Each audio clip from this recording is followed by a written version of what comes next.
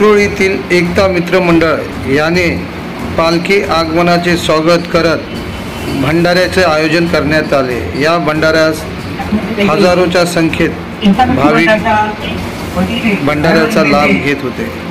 साई पालखीच्या साई भंडाऱ्याचे आयोजन करण्यात आलेले आहे आणि त्या सर्व साई भक्तांचे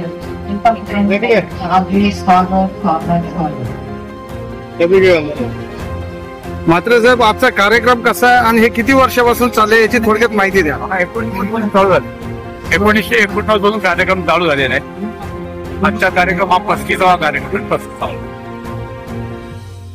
35 वर्ष पूर्ण झाली।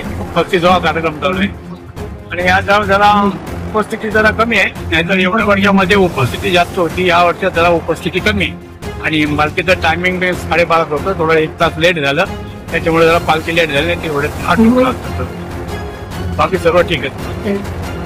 आपण या साई पालखीला कित्येक वर्ष इथे येतो आणि हा साई पालखीचा सोहळा आहे हा खूप चांगल्या प्रकारे चालला असतो। येणाऱ्या सर्व भक्तांना